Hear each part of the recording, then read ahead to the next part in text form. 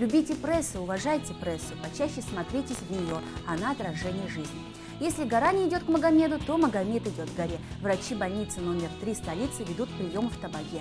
Високосный для любви не помеха. Первая свадьба 2008 года. В гостях у сказочной бабушки, хранительницы костюмов Русского драматического театра. И в конце традиционно полистаем пожелтевшие листы календаря. Сегодня, накануне Дня российской печати, состоялась встреча председателя правительства Егора Борисова с представителями средств массовой информации. Но не в качестве интервьюируемого, а интервьюера. Смотрите репортаж Ларисы Анисимовой. Рабочая встреча председателя правительства Егора Борисова с журналистским цехом впервые проходит вот в таком масштабе. Как раз накануне профессионального праздника Дня российской печати в Якутске собрались главные редактора улусных и городских газет, учредителями которых является государство. Предваряя встречу, премьер-министр подчеркнул, что готов выслушать всех, но попросил оставить на потом все благодарности и поклоны в адрес руководства республики. Первой выступила главный редактор газет «Юность Севера» и «Каскиль» Нина Протопопова и поведала об издательских проблемах. Мы на компьютере делаем очень красивую газету, но когда получаем газету на серой газетной бумаге, и желаемого результата мы не получаем. И вот я, Егор Афанасьевич, обращаюсь к вам с просьбой. В данное время все детские издания издаются, выходят на белой офсетной бумаге, и мы бы тоже хотели бы подарить своим детям красивую, красочную. Ведомство под влиянием прессы. Наверное, этот вопрос для отдельного исследования, но формируется это точно. Журналистов повсеместно поздравляют с Днем печати. Сегодня такая встреча прошла в Федерации профсоюзов республики. Положа руку на сердце, следует признать, что пресса всегда проявляет интерес к рельефным событиям профсоюзной жизни, благоволит больше к сенсации. Но в профсоюзах Якутии есть человек, который наладил сотрудничество со всеми ведущими изданиями газет и каналами телевидения и радио с тем, чтобы интерес не ограничивался лишь материалами о задержке по выплате заработной платы или какой-нибудь акции протеста.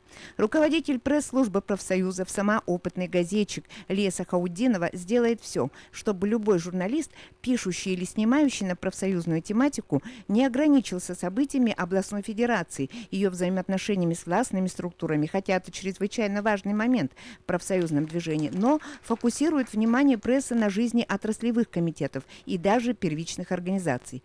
Ведь профсоюзы, если уже даже и не школа коммунизма, то школа реальной жизни точно. Конечно, как и у нас, и у вас есть свои проблемы. Например, Федерация профсоюзов, можно сказать, находится между молотом и наковальней. То есть мы должны, так сказать, обеспечить соблюдение интересов как органов государственной власти, работодателей, так и работников. Бывает, часто бывает, что совершенно разные у них интересы, разные задачи. Так и у вас, я думаю, тоже различные политические партии, общественные организации, различные категории граждан, у них свои интересы, надо так найти сбалансированное положение, чтобы все было освещено все правильно и все корректно. Я поздравляю также вас с вашим праздником, желаю, чтобы в новом году он был лучше, чем 2007 год. Всем здоровья, счастья, благополучия, успехов. Спасибо. В 2005 году поликлиника номер 3 города театра проказник Карлсон и величественный Петр I, Дед Мороз и милая Снегурочка.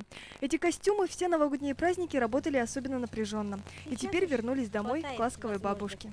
Вернули костюм, посмотрим это. Костюм, стирку. С таким трепетом. И актеров, которых уже нет. Вообще, актеры это же наши дети. Как говорится, все наше. У них работа их, а нам надо это все, как говорится, им создать атмосферу труда.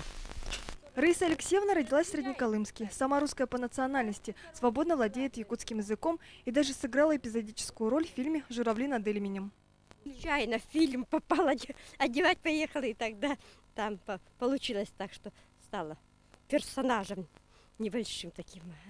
А вы сразу согласились? Раз надо, так надо, чего, Господи. В свои 67 лет Раиса Алексеевна с легкостью взбирается по приставной лестнице на 2-й уровень. Ловко лавируя между плотно увешанных платьев, выуживает именно тот костюм, который нужен. В голове у нее маленький компьютер, говорят работники театра.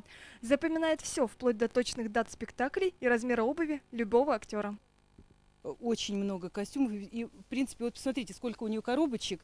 И придешь, когда обращаются люди со всего города. Потому что нужно и школам, и округам, и всем. Она никого поворчит, но никому не отказывает. И знает буквально все. Вот в каждой коробочке, посмотрите, у нее все подписано. У нее все везде, она знает, где у нее обувь лежит. Она страшно переживает за всякое. Боже упаси, если где-то что-то бросить. Она обязательно, ей надо принести, надо подобрать все. То есть человек замечательный, вообще душевный. И вот, ну, мы ее все любим. Очень, и знаете, театра, вот я не представляю театра без Раисы Алексеевны. И такого мнения Раисы Алексеевны каждый, кому хоть раз довелось пообщаться с маленькой волшебницей русского театра.